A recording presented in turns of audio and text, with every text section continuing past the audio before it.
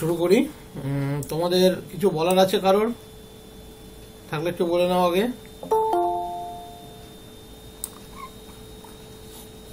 কারোর কিছু বলার আছে বা জানার আছে?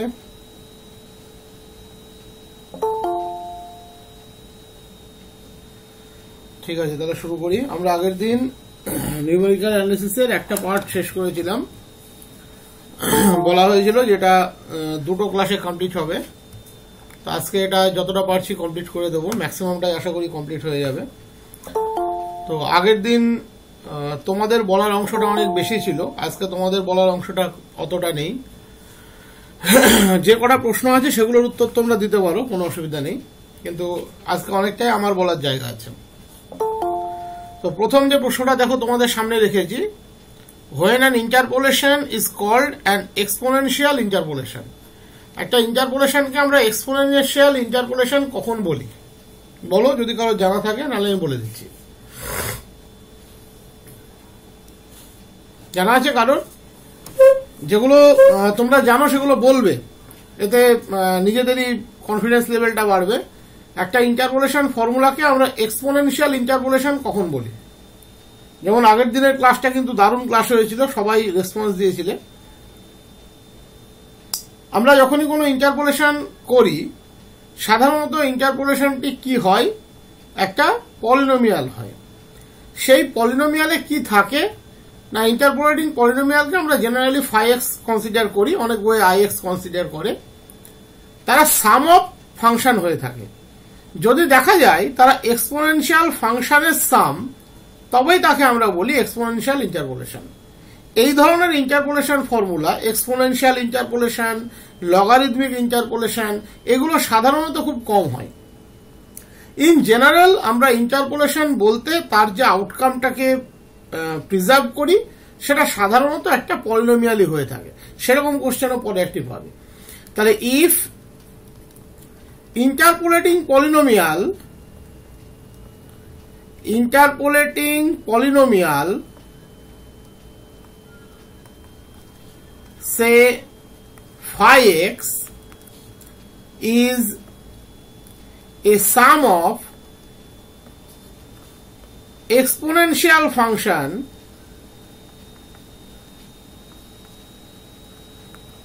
then that interpolation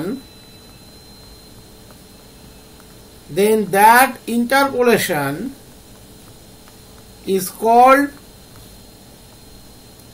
an exponential interpolation.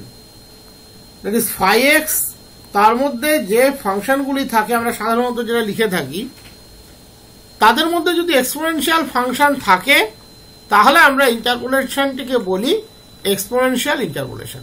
Similar for logarithmic interpolation. পরের কোশ্চেন আছে দেখো, in case of Newton Gregory forward interpolation formula. প্রথমেই বলে রাখি, নিউটন ফরওয়ার্ড ইন্টারপোলেশন ফর্মুলা এবং Newton Gregory forward interpolation formula, এর মধ্যে সেরকম কোনো ডিফারেন্স নেই, দুটো একই ইন্টারপোলেশন। ডিফারেন্স মানে কোনো ডিফারেন্সই নেই, দুটোই নিউটন ফরওয়ার্ড ইন্টারপোলেশন ফর্মুলা। তোমাকে প্রশ্নটা রাখা হয়েছে হোয়াট ইজ ইউ, বলতে পারবে? What is you? ইউকে আমরা কি বলি?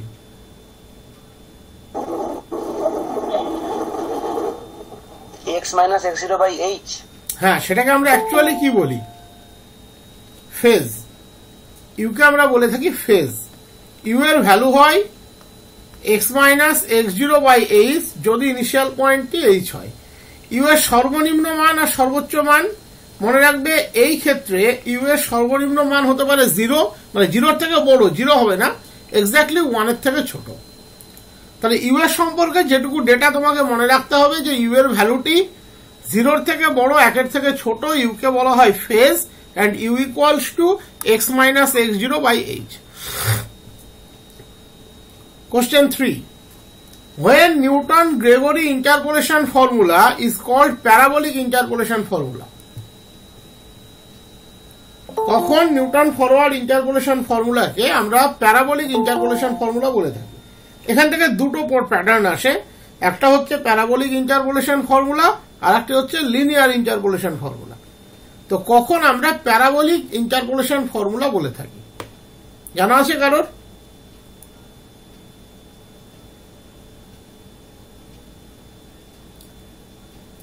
মনে রাখবে আমার,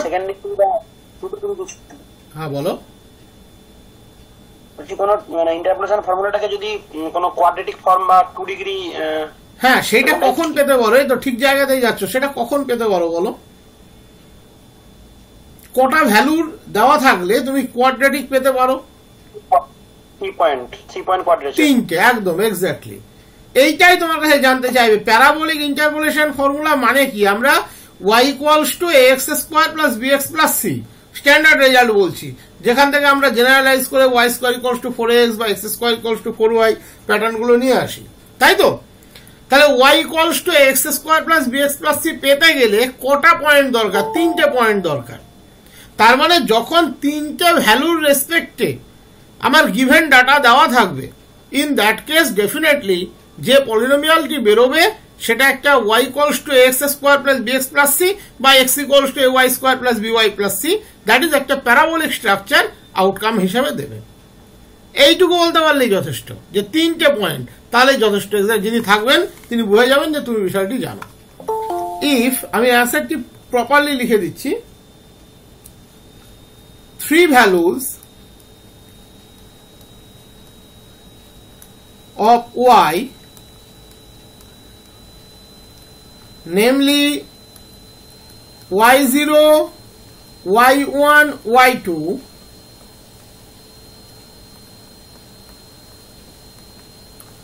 corresponding to x0, x1, x2 are known,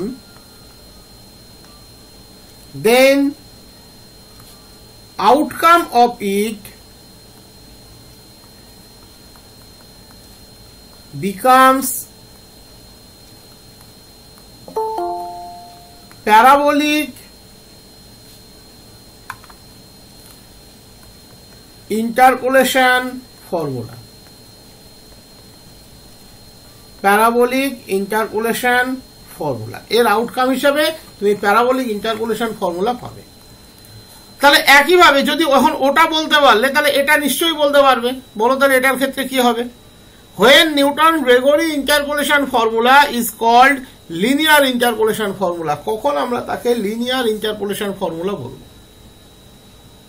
2 point quadrature, একদম 2 পয়েন্ট কোয়াড্রেচার হবে, 2 পয়েন্ট কোয়াড্রেচার, তবে এটা লিনিয়ার ইন্টারপোলেশন ফর্মুলা হবে। এইটুকু বলতে পারলেই যথেষ্ট। তাহলে if 2 values of y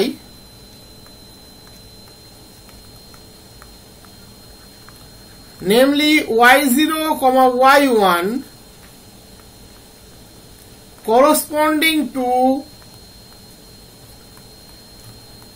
x0, x1 are known, then outcome of it is a linear interpolation formula.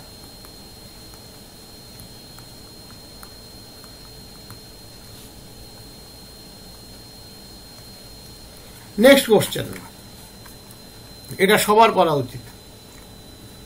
বলেছে the process of finding the values of fx for some values of x outside of the given range is called বা is known as, কি হবে বলো?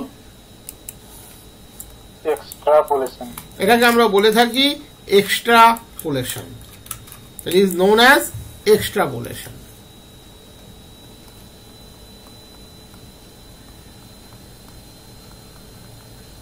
is known as extrapolation.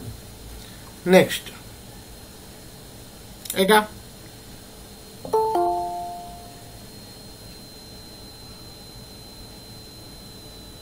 বলছে if for any function fx the interpolation would given at almost exact values then fx is an exponential function. এটা কি হতে পারে?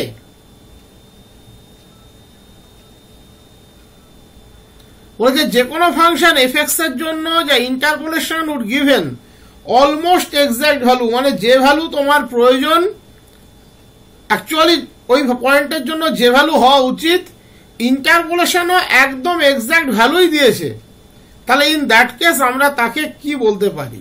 সেটা কি এক্সপোনেনশিয়াল ফাংশন হতে পারে?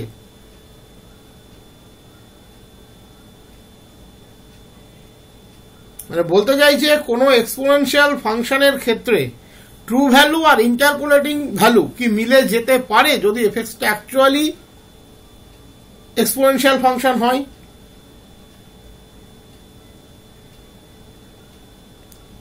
জানা থাকলে বলো, নাহলে আমি বলে দিচ্ছি। এটা মনে রাখবে, ফাংশন এক্সপোনেনশিয়াল বা লগারিদমিক এই দুটোর কোনোটাও যদি হয় তাহলে কখনোই এক্সাক্ট ভ্যালুর সাথে আইডেন্টিক্যাল হতে পারে না।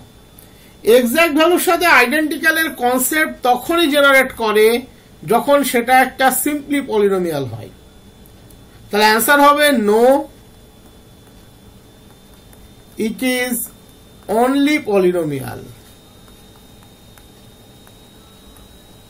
এবং মনে রাখবে, এখানে যদি লগারিদমিক ফাংশন থাকতো এই একই উত্তর হতো। লগারিদমিক ফাংশনের জন্যও কোনোদিন exact value, that is true value আর ইন্টারপোলেটেড ভ্যালু কোনোদিন মিলতে পারে না।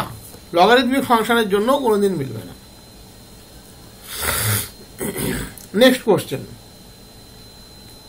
বলেছে, in case of numerical integration when a quadrature is called closed type, numerical ইন্টিগ্রেশনের ক্ষেত্রে কখন আমরা একটা কোয়াড্রেচারকে ক্লোজ টাইপ বলে থাকি? এটা অনেকের জানা উচিত,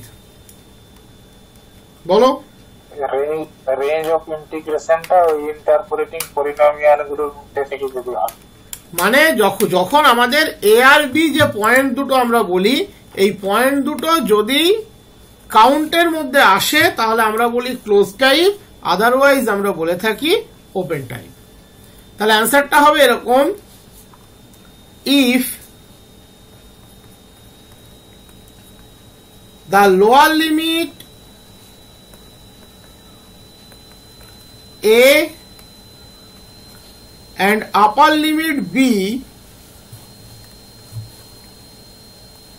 and upper limit b of integration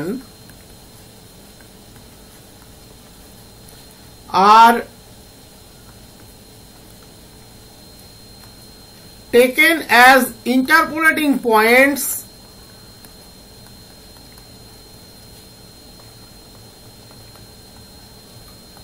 then the quadrature is called closed type. Next question. In case of numerical integration, when a quadrature is called open type, তাহলে আমরা এখনই ক্লোজ টাইপ বললাম, এখান থেকে ওপেন টাইপ চলে আসবে। আমরা এই যে ডাটাটা নিয়েছি এ আর বি, তাকে যদি আমরা এক্সক্লুড করে দিই তাহলেই আমরা পেয়ে যাবো ওপেন টাইপ। এটা তোমাদের বলতে হবে না, আমি চেঞ্জ করে দিচ্ছি।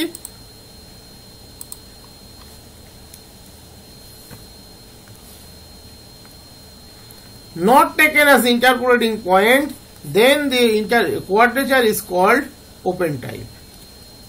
তাহলে তোমার জানা একটা ক্লোজ টাইপ ইন্টিগ্রেশনের বলো, তোমার জানা একটা ট্রাপিজয়েডাল রুল, সিম্পসন 1/3 রুল, এগুলো সবই close type interpolation formula. Next rule হচ্ছে ডিফাইন ডিগ্রি অফ প্রিসিশন, নিশ্চয়ই জানা আছে, বলো ডিগ্রি অফ প্রিসিশন কাকে বলি আমরা? It's a least positive integer k for which the quadrature formula is exact. That is, the error is 0 and there exists a polynomial of degree k plus 1 for which the error is non-zero. Good. তাহলে mechanical quadrature formula,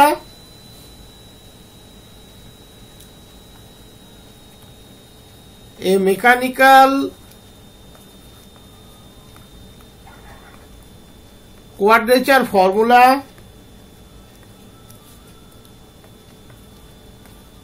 is said to have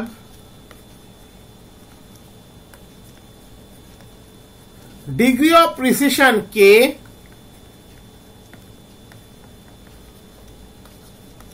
where k is an positive integer if it is exact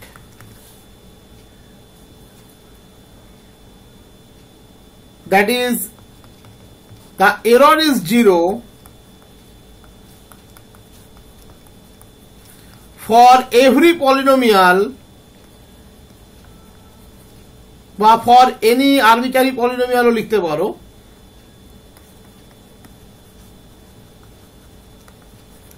of degree k less equals to n but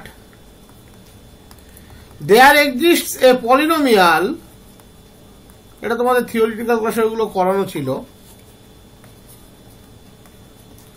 of degree k plus 1 for which it is not exact that is the error is not 0 এই ছিল তোমাদের প্রথম 9টা question এবারে আমরা কয়েকটা জিনিস একটু বলে দেবো এগুলো একটু ভালো করে শুনবে তোমাদেরকে নিউমেরিক্যাল ইন্টিগ্রেশনে কি কি পড়তে হবে নিউমেরিক্যাল ইন্টিগ্রেশনে কি কি পড়তে হবে ইন্টারভিউ পারপাসে এক নাম্বার হচ্ছে ট্রাপিজয়েডাল রুল এটা কমন যারা 9, 10, 11, 12 দুটো দেবে তারা সবাই পড়বে সিম্পসন্স 1/3 রুল কমন এই দুটো সবাই পড়বে এবং খুঁটিনাটি এবারে প্রত্যেকটা রুলেরই দুটো পার্ট আছে একটা নরমাল একটা কম্পোজিট পার্ট পড়ার কোনো প্রয়োজন নেই এই পারপাসের জন্য কম্পোজিটের কোনো প্রয়োজন নেই নরমালটি পড়লেই যথেষ্ট এটা মনে রাখবে এইবারে যারা 11, 12 আলাদাভাবে দিচ্ছ বা দিয়েছ তারা এর সাথে অ্যাটাচ করবে কি সিম্পসন 3/8 এবং খুব সিলেক্টেড জায়গা আমি কি কি পড়তে হবে সেটাও লিখে দিয়েছি 2 নাম্বার ওয়েডেলস 3 নাম্বার বুলস এবং এই তিনটার খুব সিলেক্টেড জায়গা এবং টোটালটাই কিন্তু নরমাল কোনো কম্পোজিটের প্রয়োজন এক্ষেত্রে কিন্তু নেই যা যা পড়তে হবে এগুলোকে আমি একটা জায়গাতে এখানে লিখে দিয়েছি যাতে তোমাদের পড়তে সুবিধা হয় প্রথমেই দেখো ট্রাপিজয়েডাল রুল খুব ক্লিয়ার করে লেখা আছে এখানে ট্রাপিজয়েডাল রুল থেকে কি কি আমাদের পড়তে হবে রিমেম্বার বলে আমি লিখে দিয়েছি যেটুকু আমি লিখে দিয়েছি যদি এটুকু মনে রাখতে পারো তাহলে তোমাদের আর কোনো অসুবিধা হবে না আমি এটুকু তোমাকে গ্যারান্টি দিতে পারি কারণ এর বাইরে এই পারপাসের জন্য আর কোনো কিছু তেমন প্রয়োজনীয়তা নেই প্রথম হচ্ছে মনে রাখবে ট্রাপিজয়েডাল রুল একটা ক্লোজ টাইপ কোয়াড্রেচার ফর্মুলা এটা একটা 2 পয়েন্ট কোয়াড্রেচার ফর্মুলা তার মানে ইন্ডেক্স ভ্যালুটি এক কম দ্যাট ইজ n equals to 1 general trapezoidal rule IT that equals to আমরা লিখি h/2 into y0 plus y1 that is আমরা এভাবেও ভাবতে পারি h/2 into fa plus fb আমরা এভাবেও এটাকে ভাবতে পারি যেখানে y0 হচ্ছে a পয়েন্টের ভ্যালু y1 হচ্ছে b পয়েন্টের ভ্যালু আর b মাইনাস a হচ্ছে h নেক্সট হচ্ছে এর যদি কম্পোজিটটি মনে রাখতে চাও নট সো ইম্পর্টেন্ট আবারও বলছি that quantity equals to h/2 into initial plus final value plus 2 into all other values দেখতেই পাচ্ছ এখানে লেখা আছে বাট এটা খুব যে ইম্পর্টেন্ট তা কিন্তু নয় আমি আবারও বলছি কম্পোজিট পোর্শন খুব ইম্পর্টেন্ট নয় এখান থেকে জানতে চাইতে পারে যে ট্রাপিজয়েডাল রুলের জিওমেট্রিক্যাল ইন্টারপ্রিটেশন কি দেখো আমরা যদি দুটো পয়েন্ট যোগ করি x1 y1 বা তারপর করসপন্ডিংলি x1 x2 y1 y2 এইভাবে যদি আমরা যোগ করতে থাকি, that is x1 y1 x2 y2 এদেরকে সাকসেসিভলি যোগ করতে থাকি স্ট্রেট লাইন দিয়ে, তাহলে যে এরিয়াটি আমাদের অ্যাকচুয়াল সেটা অ্যাপ্রক্সিমেট হবে সাম অফ এরিয়াস অফ ট্রাপিজিয়াম দিয়ে। আমি এটা লিখে দিয়েছি তার জন্য যাতে বুঝতে অসুবিধা না হয়, এবং দুটো ভ্যালুর জন্য আমি সেটা দেখিয়ে দিয়েছি। তোমাদের ধরলে দুটো ভ্যালুর জন্যই ধরবে, যে এটা হচ্ছে A point, B point, F A আর এফ বি কে আমরা একটা স্ট্রেট লাইন দিয়ে জয়েন করব। এখানে এই দুজন ছাড়া আর কোনো পয়েন্ট নেই, তাই কনজিকিউটিভলি দুজনেই পয়েন্ট। এখানে যদি আবার আরো পয়েন্ট থাকতো A F A, B F B, C F C, তাহলে প্রথমে এ এফ এ আর বি এফ বি কে জয়েন করলাম, তারপরে B F B C F C কে জয়েন করলাম, কনজিকিউটিভলি কথাটি যে কারণে দেওয়া আছে। তাহলে অ্যাকচুয়াল এরিয়াটা অ্যাপ্রক্সিমেট হয়ে গেল একটা ট্রাপিজিয়ামের এরিয়া দিয়ে, মাল্টিপল পয়েন্টের ক্ষেত্রে সাম অফ এরিয়াস অফ ট্রাপিজিয়াম দিয়ে। এইটুকু মনে রাখতে পারলেই যথেষ্ট। নেক্সট হচ্ছে এরর। এইটা তোমাদের মারাত্মকভাবে মানে মাথায় নিতে হবে যে এররের এই তিনটে জায়গা যেন ভুল না হয়। এই তিনটে কিন্তু বা এই তিনটে পার্ট প্রত্যেকটির ক্ষেত্রে ট্রাপিজয়েডাল এবং Simpson 1/3 very much important. Error কত? Eta equals to -h³/12 f double dash eta. এবারে যেহেতু এফ ডাবল ড্যাশ আছে, তাহলে দ্যাট কোয়ান্টিটি 0 করলে F dash constant, that is degree of precision 1। 3 নম্বরটি মানে 8 নম্বরটি বলা আছে যে error in trapezoidal rule is of order h²। কিভাবে এলো? 1 নম্বর তোমাকে এখানে জানতে চাইতে পারে যে এরর আমরা কার ক্ষেত্রে অ্যাকচুয়াল ক্যালকুলেট করি। মনে রাখবে যে কোনো রুল তার অ্যাকচুয়াল এরর বাউন্ড বুঝতে গেলে আমাদেরকে যেতে হয় তার কম্পোজিট ফরম্যাটে। তার মানে এই যে এররটি আমরা পেলাম eta equals to -h³/12 f double dash eta, এটা ফর দ্য সিঙ্গেল ইন্টারভ্যাল। তাহলে এর সাথে n গুণ হবে যদি আমরা n সংখ্যক সাব ইন্টারভ্যালে ব্রেক করি। তাহলে nh³/12 with negative sign f double dash eta. এবার nh ইকুয়ালস টু কত? b minus A, that quantity is constant. তাহলে পড়ে থাকলো কি? h²। That's why error in trapezoidal rule is of order h²।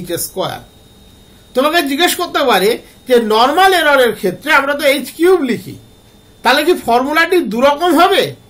যে normal trapezoidal rule যখন আমরা single interval দিচ্ছি তার ক্ষেত্রে অর্ডার অফ h³ আর কম্পোজিটের ক্ষেত্রে অর্ডার অফ h²।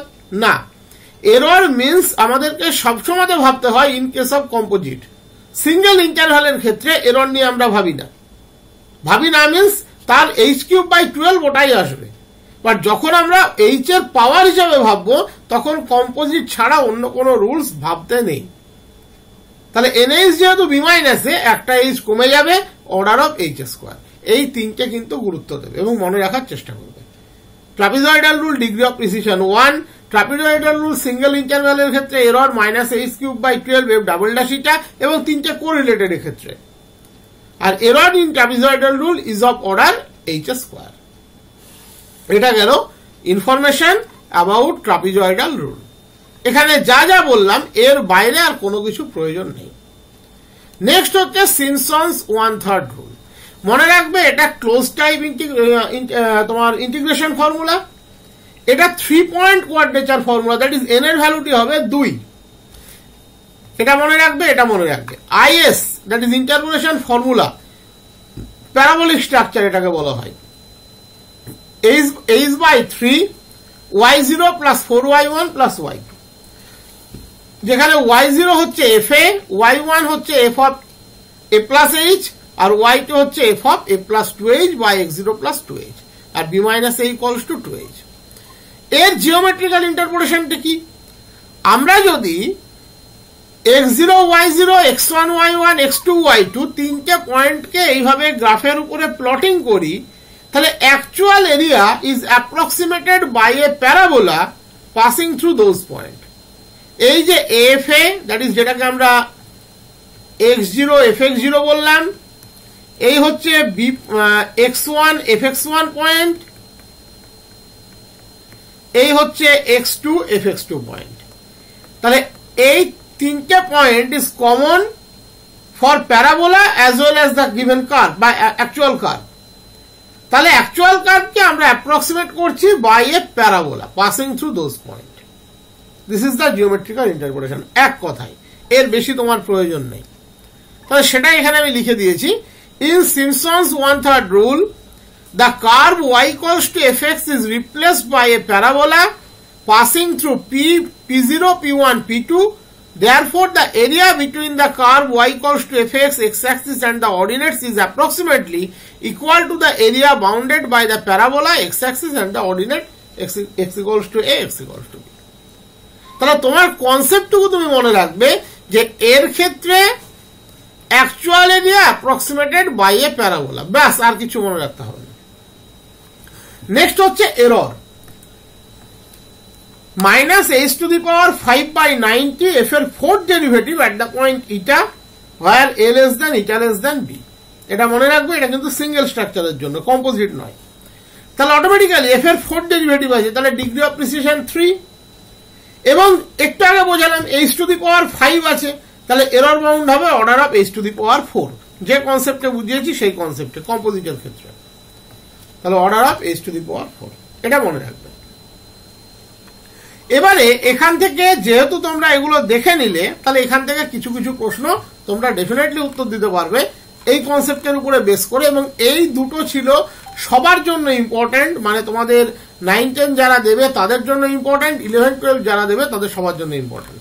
এরপরে আমি যে দুটো পার্ট বলে দিচ্ছি, যে সে দুটো হচ্ছে তোমার শুধুমাত্র 11-12 এর জন্য, তারপরে ইকুয়েশনের যে পোর্শনটি আছে ওই পোর্শনটিতে ঢুকবে। তাহলে প্রথম বলো, degree of precision for trapezoidal rule কত হবে? 1। নেক্সট হচ্ছে degree of precision for Simpson's 1/3 method বা 1/3 রুল। আচ্ছা, এবার বলো তো, যদি এগুলো কম্পোজিটের জন্য আমরা ভাবি, ডিগ্রি অফ প্রিসিশন কি পরিবর্তন হয়? কখনো না। মনে রাখবে, যে কোনো ইন্টিগ্রেশন ট্রাপিজয়েডাল, সেটা নর্মাল হোক বা কম্পোজিট হোক, তার ডিগ্রি অফ প্রিসিশন কিন্তু সবসময়তে সেম থাকবে, ডিগ্রি অফ প্রিসিশন কোনোদিন পরিবর্তন হয় না। The error of Simpson's 1/3 rule is of order কত হবে? Order of h⁴। Order means h এর পাওয়ারের কনসেপ্টে চাইছে, আর যদি শুধু এরর চাই তাহলে ফর্মুলাটি বলতে হবে। শুধু এরর কিন্তু চাওয়ার চান্স খুব কম। তোমাদেরকে এই পারপাসে এই অর্ডারটি জানতে চাইবে, এর বেশি কিছু সেরকম জানতে চায় না। নেক্সট বলা, what is the degree of the approximated polynomial corresponding to Simpson's 1/3 rule. Simpson's 1/3 রুলে আমরা যে অ্যাপ্রক্সিমেটেড পলিনোমিয়ালটি তৈরি করি তার ডিগ্রি কত? আমরা অলরেডি বলেছি that is approximated by a parabola passing through the given points. তাহলে তার ডিগ্রি কত হবে? 2 হবে। Next, can we use Simpson's 1/3 formula for odd number of subintervals? No sir, even number of sub intervals. No, we use for even number of sub intervals. Question 5. Can we use Simpson's 1/3 formula for even number of ordinates? No sir, ordinates odd. Ordinates always odd, কারণ n এর value ছিল 2 আর point ছিল 3. 3. Can trapezoidal rule gives accurate result when integral is a polynomial of degree 2 or higher? এই তো তোমাদের error নিয়ে অনেক argument হলো কিছুদিন আগেই এসএলএসটির পরীক্ষাতে। তাহলে can trapezoidal rule gives accurate result when integral is of polynomial of degree 2 or higher. Polynomial যদি সেকেন্ড ডিগ্রি পলিনোমিয়াল বা তার হায়ার অর্ডার পলিনোমিয়াল হয়, তাহলে ট্রাপিজয়েডাল রুল কি অ্যাকুরেট রেজাল্ট দিতে পারে?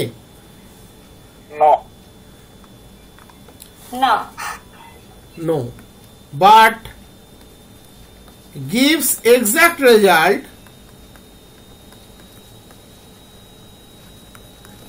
for constant or linear function.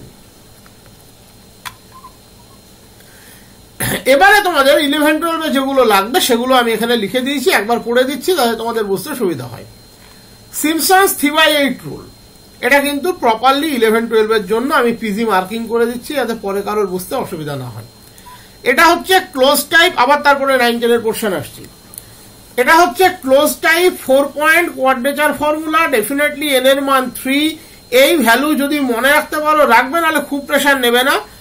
IS 3/8 এটার corresponding interpolating polynomial that equals two 3 মানে কোয়াড্রেচার 3h/8 1331 ওই a cube plus 3ab plus a cube plus 3a² b plus 3ab² plus b cube মনে রাখলেই হয়ে যাবে ওটা।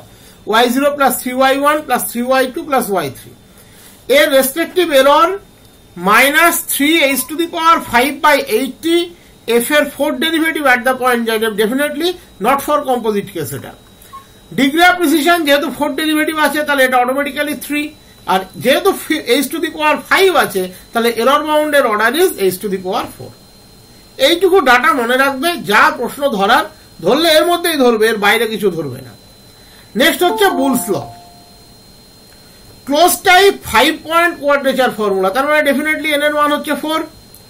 IB equals to 4h/10 7 32 12 32 7 7y0 plus 32y1 plus 12y2 plus 32y3 plus 7y4। Error bound -8 h⁷ f এর 6th derivative at the point eta, আর degree of precision যেহেতু 6th derivative আছে তাহলে অবশ্যই 5, আর error bound order of h⁶, ওটা আর লিখিনি, আমি ছেড়ে দিয়েছি। ওয়েডেলস রুল কিন্তু খুব important. Close type 7 point quadrature formula, তার মানে এন এর মান হবে 6। IW 3h/10 y0 plus 5y1 plus y2 plus 6y3 plus y4 plus 5y5 plus y6। EW -h⁻⁷/140 f এর 6th derivative at the point eta, যেহেতু 6th derivative তাহলে degree of precision 5, আর error bound order of h⁶। Newton Cotes পড়ার কোনো প্রয়োজন নেই, ওটা একটা লার্জ সেকশন যেখান থেকে কোনো ইন্টারভিউ এর কোশ্চেন হতে পারে না। তো এই ছিল আমাদের ইন্টিগ্রেশনের উপরে যেটুকু কনসেপ্ট প্রয়োজন, তার মোটামুটি যা দরকার আমি বলে দিলাম। লাস্টলি আমি যাচ্ছি সলিউশন অফ ইকুয়েশন। এখান থেকে কিছু প্রশ্ন আছে আসার মতো। এটা সিলেবাসটাকে আমি প্রথমে এখানে লিখে দিয়েছি। 9-10 এর জন্য tabular method, bisection method, Newton Raphson method important. 11-12 এর জন্য fixed point iteration, regular Falsi, যারা 11-12 দেবে তারা অ্যাডিশনাল এই দুটো অংশ এখান থেকে পড়বে। এবারে এখান থেকে কি পড়বে আর কি পড়বে না, প্রথমেই মনে রাখো যে এই যে 11-12 এর যে পোর্শনটি আছে এখান থেকে কোশ্চেন আসার জায়গা বলতে পারো একবারেই কম, ঠিক আছে। ফিক্সড পয়েন্ট ইটারেশন থেকে একটু আধটু আসতে পারে, রেগুলার ফলসি ইন্টারভিউ লেভেলের কোশ্চেনের মতো জায়গা ওটা কিন্তু নয়। যেটুকু ডাটা দরকার আমি ডাটাগুলো এখানে পরপর লিখে দিয়েছি। যেমন ট্যাবুলার মেথডে তোমাকে জিজ্ঞেস করতে পারে যে মেথড অফ ট্যাবুলেশনটা আমরা অ্যাপ্রোচ কিভাবে করি। আমরা প্রথমে দুটো পয়েন্ট খোঁজার চেষ্টা করি যার জন্য f(f(b) 0, তারপরে তাদের আমরা আরো বেটার অ্যাপ্রক্সিমেশন আনার চেষ্টা করি যারা একই রুল ফলো করবে, that is a0 b0 subset of ab for which f(a0 f(b)0 0। এই প্রসেসটি আমরা ততক্ষণ অবধি কন্টিনিউ করতে থাকি যতক্ষণ অবধি আমরা ডিজায়ার্ড অ্যাকুরেসিতে না পৌঁছই। এবার এখান থেকে আমরা কি কি মনে রাখবে, তোমাকে জিজ্ঞেস করতে পারে example of an bracketing method in case of solution by numerical method, তাহলে অটোমেটিক্যালি এই মেথডটিকেই আমরা বলি ব্র্যাকেটিং মেথড, এটা মনে রাখবে। তোমাকে এই মেথডের এই যে মেথডটি ট্যাবুলার মেথড বলছি, সরি এটা বাইসেকশন মেথড হবে, আমি দাঁড়াও এটা বাইসেকশন মেথড হবে। বাইসেকশন মেথড হচ্ছে one type of bracketing method. Bisection মেথডের ইটারেশন ফর্মুলা কি হতে পারে মনে রাখতে হবে, এটা xn+1 = an+bn/2, xn+1 an/bn এর বেটার অ্যাপ্রক্সিমেশন। এটা বাইসেক্ট করে করে আমরা যাচ্ছি। রুলস ট্যাবুলার মেথডের মতো একই, fn fbn প্রত্যেকটা স্টেপে ডেফিনেটলি <0 হবে। বাইসেকশন মেথড সবসময় কনভার্স করবে, অ্যাডভান্টেজ অফ বাইসেকশন মেথড যদি জিজ্ঞেস করে তাহলে এটা অলওয়েজ কনভার্স করবে। এর আরেকটি অ্যাডভান্টেজ কি, এই যে এফএন বা এফবিএন এর অ্যাকচুয়াল ভ্যালু কিন্তু আমাদের ক্যালকুলেট করার কোনো প্রয়োজন নেই, তার সাইনটাকে যদি আমরা আইডেন্টিফাই করতে পারি তাহলেই হয়ে যাবে। The advantage of this method is that value of fxn plus 1 need not be calculated, for that reason it is quite easy. এর সাইনটিকে আইডেন্টিফাই করতে পারলেই চলবে, এর ভ্যালুটি আমার বের করার প্রয়োজন নেই। এবং এই মেথডটির অসুবিধাটি কি? মেথডটি খুব স্লোলি কনভার্স করে। কেন? ওই যে দুটোর যোগ করে করে করে করে অর্ধেক করে করে আমরা এগোচ্ছি, তার মানে অ্যাকচুয়াল যেটা রেজাল্ট, যদি ইনিশিয়াল অ্যাপ্রক্সিমেশনটা তার খুব কাছাকাছি আমরা করতে পারি তাহলে দ্রুত পৌঁছাবো, আর যদি অনেকটা দূরে আমরা পাই তাহলে আমাদের পৌঁছতে অনেক লেট হবে। তাহলে তার disadvantage of this method is that it is very slowly converges to the exact root, but এটা converge কিন্তু করবে, এটা তুমি নিশ্চিন্ত থাকতে পারো। The estimate of the error at nth stage is bn minus an by 2 to the power n tends to 0 as n tends to infinity. That is, এর যে এররটি সেটা কিভাবে কমে?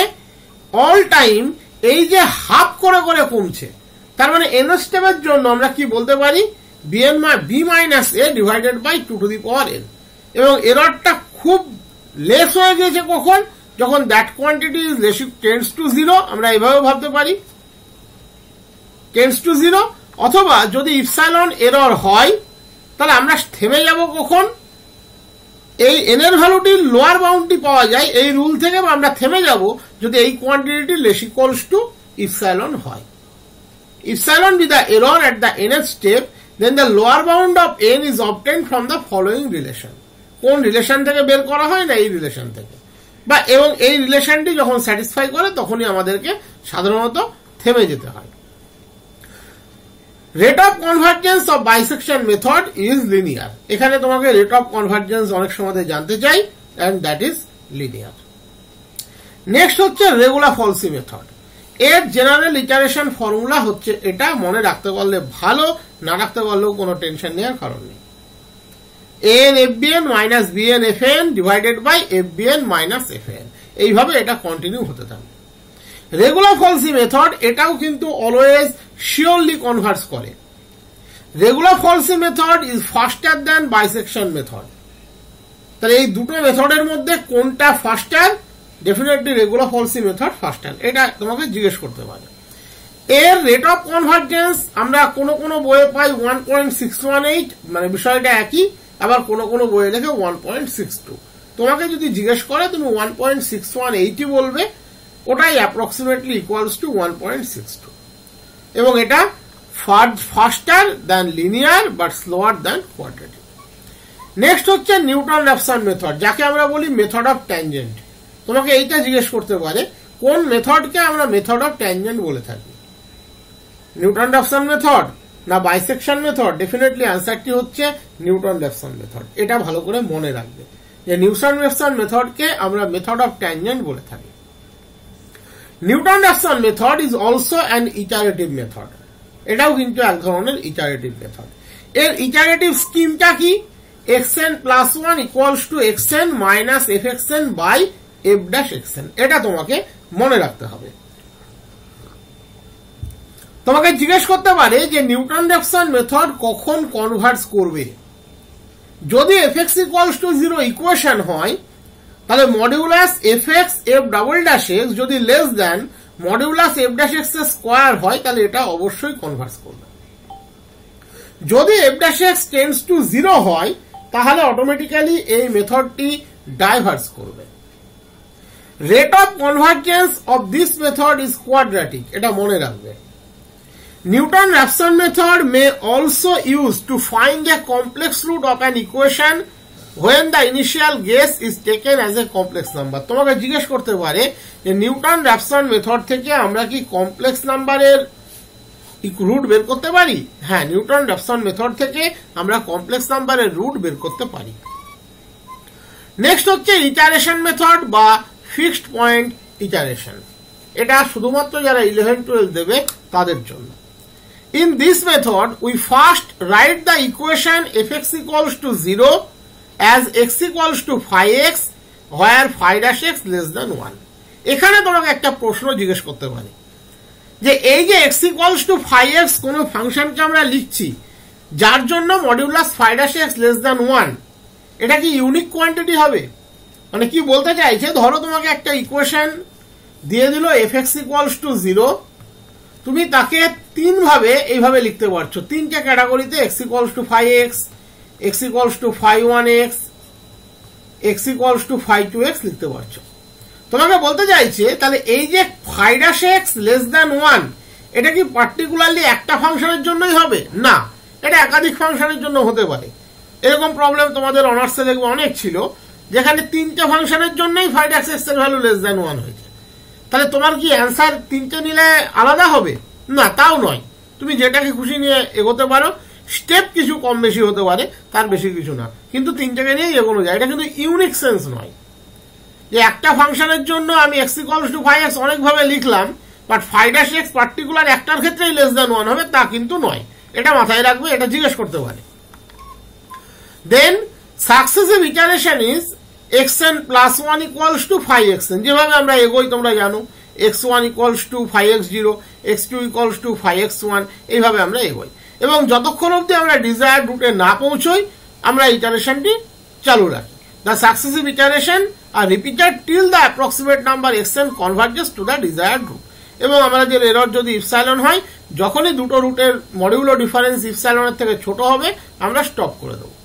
এখানে আর কি মনে রাখবে, এর যে অর্ডার অফ কনভার্জেন্স সেটা কিন্তু লিনিয়ার। এবারে আমি একটা এখানে চার্ট করে দিয়েছি, এই চার্টটা একটু খেয়াল করবে। বাইসেকশন মেথড, এক্ষেত্রে ইটারেশন ফর্মুলাটি হচ্ছে xn + 1 = xn + xn - 1 divided by 2।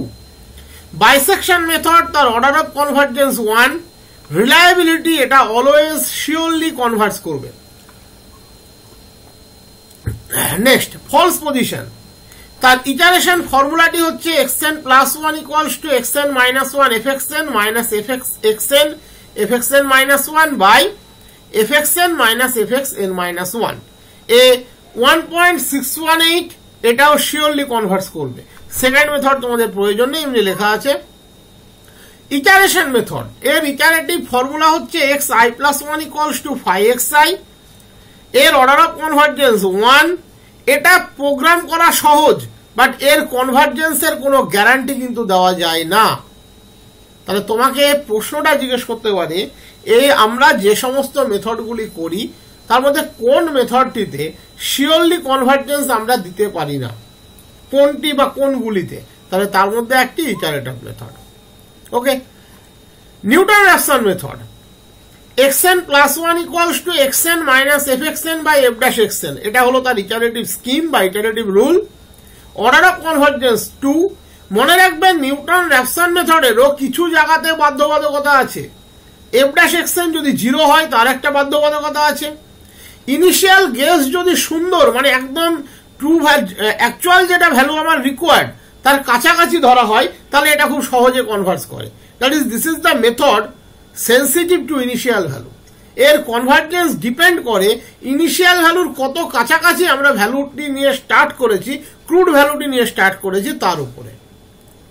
এই অংশগুলো ভালো করে পড়া থাকলে কোনো দেখবে সমস্যা হবে না। Question number 17। তাহলে এবারে আমি তোমাদেরকেই জিজ্ঞেস করছি, যেহেতু বলে দিলাম, বলো one advantage of Newton Raphson method. Initial ভ্যালুটা ট্রু ভ্যালুর কাছাকাছি হলে খুব সহজেই না, ওটা অ্যাডভান্টেজ নয়, ঠিক আছে? মানে তুমি অ্যাডভান্টেজ হিসাবে যদি ওটাকে লেখো তাহলে তোমাকে এইভাবে বলতে হবে যে দিস মেথড, তোমারটা ধরেই বলছি প্রথমে, this method converges rapidly if, বলতে পারো এইভাবে বলতে হবে, তাহলে if the initial approximation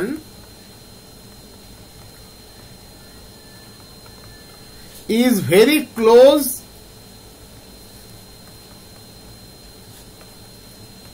two the desired root, এইভাবে বলতে পারো। আর আমি একটা বলছি, এটা তুমি একটু খেয়াল করে দেখো, এটা আশা করি সবাই এগ্রি করবে। যেহেতু এটার অর্ডার অফ কনভার্জেন্স বা রেট অফ কনভার্জেন্সটা কোয়াড্রেটিক, তার মানে এ যখন কনভার্স করবে র্যাপিডলি কনভার্স করবে। Since the rate of convergence of this method is quadratic, so the method converges more rapidly. মেথডটি যথেষ্ট র্যাপিডলি কনভার্স করে। এবারে ডিসঅ্যাডভান্টেজ, স্যার এই অর্ডার অফ কনভার্জেন্স ব্যাপারটা একবার বলবেন? অর্ডার অফ কনভার্জেন্স মিন্স যে কোনো আমরা যখন ইটারেশন মেথডগুলো ব্যবহার করি সে কত তাড়াতাড়ি কনভার্স করে। এইটার জন্য যদি তুমি বলো, তুমি এইভাবে ভাবতে পারো, মানে নিউটন র্যাপসন মেথডটা দিয়েই বলছি। এক্ষেত্রে আমার ফর্মুলাটি কি আছে, xn plus 1 equals to this. তাহলে এর যদি তুমি এটাকে যদি তুমি ফাই xn ক্যালকুলেট করো তাহলে phi dash xn less than 1, এর আগেই আমরা দেখালাম। এটাকে এটার সাথে অ্যাটাচ করে দাও ইটারেশনের সাথে, তাহলে দেখো আমরা এই কোয়ান্টিটিটা এক্ষেত্রে পেয়ে যাব। এই কোয়ান্টিটিটা আমরা এক্ষেত্রে পেয়ে যাব। তার মানে এর অর্ডার অফ কনভার্জেন্স হচ্ছে 2। কখন ও কোন রেশিওতে কনভার্জ করে? যে কোনো ইটারেশন ফর্মুলার কনভার্জেন্সের একটা রেট থাকে। এইটা যেমন তোমাকে সেই বড় ক্যালকুলেশন করতে হবে, এগুলো মনে রাখা ছাড়া কোনো, মানে রেট অফ কনভার্জেন্স এটা মনে রাখা ছাড়া কোনো কিছু করার নেই। এটা অনার্সেও এক্সপেরিমেন্টাল, এটা মনেই রাখতে হয় আমাদেরকে। যেমন এর ক্ষেত্রে কিভাবে বুঝবে তুমি, ফিলটা কিভাবে করবে, তার মানে কি দুটো যোগ করে 2 দিয়ে ভাগ, যে তুমি 2 প্লাস 5/2 সেটাও তো একটা নাম্বারই, হ্যাঁ প্রত্যেকটাই নাম্বার ওয়াইজই যাচ্ছে, তাহলে এটা লিনিয়ার হবে। বলতে পারলাম কিছুটা? এখন এইভাবে ছাড়া আর কোনো রাস্তা নেই, তাহলে সেই এসএসসি সমাজে যেরকম করে পড়েছিলাম এলাবোরেটলি যেতে হবে। কিছুটা বুঝতে পারলে তো? এর বেশি এখন করা। হ্যাঁ বলো।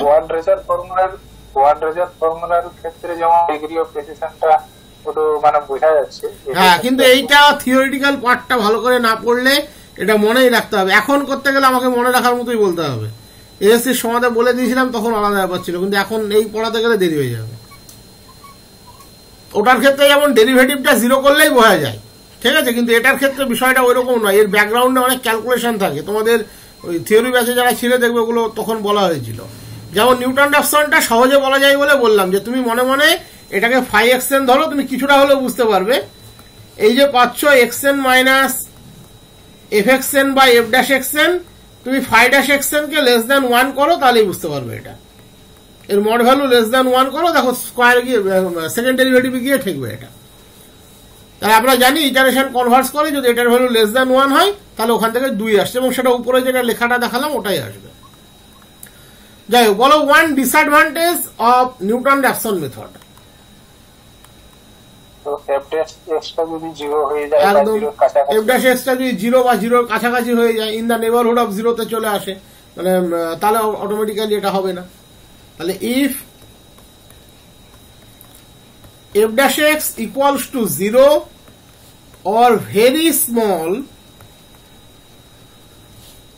in the neighborhood of the root,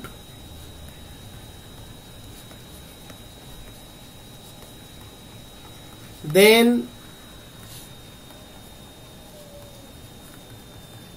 the method also fail. আর একটা ওই যে আমরা উপরে যেটা লিখলাম ওটা দিয়েও করা যায়, যদি ইনিশিয়াল ভ্যালুটি আমরা ক্লোজ নিতে পারি তাহলে এটার অ্যাডভান্টেজ, আর যদি ক্লোজ না নিতে পারি তাহলে সেটা তার একটা ডিসঅ্যাডভান্টেজ। ঠিক আছে, এটা লিখলে যখন আর ওটা বলছি না, ওটা বলা থাকলো। নেক্সট বলেছে is bisection method is unconditionally and surely convergent. Bisection method কি আনকন্ডিশনালি এবং শিওরলি কনভার্জেন্ট হয়?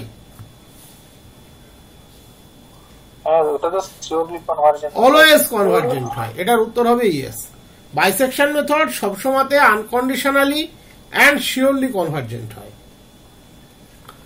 Next, principle of Newton Raphson method is based on which formula? Newton Cotes. না না, না না, একটু ভেবে বলো, ভাবলেই বুঝতে পারবে। একটু থিওরি পড়া থাকলে এটা বলা যায়। এটা আমি একটু ধরিয়ে দিই। হ্যাঁ, এটা মেন লাগরাঞ্জ ইন্টারপোলেশন। না না না, আমি একটু ধরিয়ে দিচ্ছি। x0 যদি আমার অ্যাপ্রক্সিমেটেড ভ্যালু হয়, আমরা h কি নিতাম? কারেকশন। অন্তত যারা আমার কাছে থিওরিটা পড়েছে একটু মনে করো। হ্যাঁ বলো। টেলর এক্সপানশন থেকে একদম টেলর। হ্যাঁ টেলর। তাহলে x0 যদি কারেকশন হয়, x0 প্লাস h টা হলো আমার ইনিশিয়াল ফাইনাল রুট। তাহলে that quantity 0, that is fx0 plus h f'(x0). তাহলে এটা কোন সিরিজ? Taylor expansion. তাহলে এর উত্তরটা হবে টেলর এক্সপানশন। এইগুলো ছোট ছোট জায়গা, এগুলো একটু খেয়াল রাখবে, এগুলো যেন ভুল না হয়। তো আজকে আর আমার কিছু বলার নেই। এরপরে ক্লাসটা 16 তারিখ বলা আছে আমার সামনের মাসের, কিন্তু অত দূর যাবে না। আমি 8-9 তারিখের দিকে একটু বাড়ি যাচ্ছি আর কি। 8-9 তারিখের দিকে এসে আমি ক্লাসটা নেব।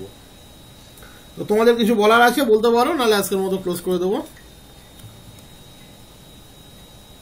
নিউটন রেফসন মেথডটাকে কি method of tangent method of tangent পদ্ধতিটাকে বলে? না, নিউটন রেফসন মেথডকে মেথড অফ ট্যানজেন্ট বলে। তার লজিক হচ্ছে ওই যে অ্যাপ্রক্সিমেটেড ফর্মুলাটি, ইটারেশন ফর্মুলাটি আমরা লিখলাম, তুমি খেয়াল করলেই বুঝতে পারবে এখানে অটোমেটিক্যালি কি দাঁড়িয়ে আছে, f'(xn). তুমি এটা জিওমেট্রিক্যাল ইন্টারপ্রিটেশনটা একটু খেয়াল করো, তাহলে বুঝতে পারবে এটাকে কেন মেথড অফ ট্যানজেন্ট বলে। রেগুলার ফলসি তো মানে ট্যানজেন্টের ব্যাপারটা ইউজ হয়। রেগুলার ফলসিতে ট্যানজেন্টের ব্যাপারটা ইউজ হয় হতে পারে, কিন্তু রেগুলার ফলসি আর নিউটন রেফসনের মধ্যে ফার ডিফারেন্স আছে এক জায়গাতেই। এখানে xn+1 equals to xn minus fxn by f'(xn). আমি একটু বলে দিই তাহলে ভালো বুঝতে পারবে। আমরা এখানে কি লিখছি?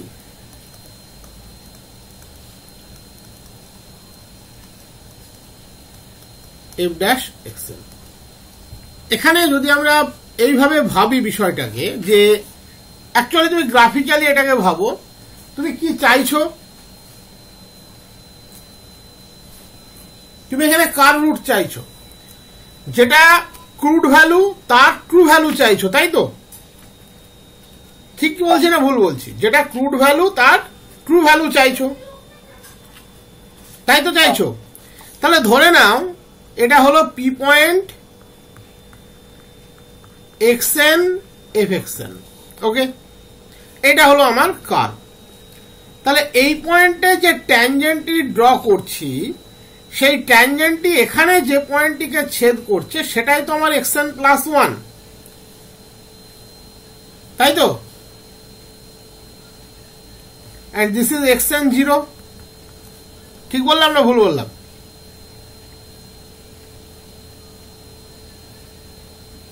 তাই তো হয় নাকি? তাহলে এক্ষেত্রে f'(xn) ইকুয়ালস টু কি? এই অ্যাঙ্গেলটি যদি থিটা হয়, tan theta equals to fxn minus 0 divided by xn minus xn+1। তাহলে xn+1 সমান কত হলো? xn minus fxn by f'(xn). বোঝা গেল কেন বলা হয় মেথড অফ ট্যানজেন্ট? এইবার দেখা যাচ্ছে এ ছেদ এ, অ্যাকচুয়ালি ছবিটা আমি আরেকটু ঘুরিয়ে দেখা উচিত আমার। এরকম একটা ছবি হওয়া উচিত। This is the exact rule alpha. আমার কাজ তো হচ্ছে এই আলফার দিকে আসাটাই। তাহলে ইনিশিয়ালি যখন xn+1টা আমরা বেটার ট্রু রুট ধরে নিয়েছি, তাহলে অটোমেটিক্যালি সেই অনুযায়ী fxn minus 0 by xn minus xn+1 যদিও এক্সাক্ট রুট হয়ে যায় তাহলে হয়ে গেল, তাহলে আবার ওর বেটার অ্যাপ্রক্সিমেশন নিয়ে আমি আলফার দিকে আসবো। এই জন্য এটাকে বলা হয় মেথড অফ ট্যানজেন্ট। বুঝতে পেরেছো না? পারোনি? ক্লিয়ার করে বলো, দরকার আমি আরেকবার বলে দেবো।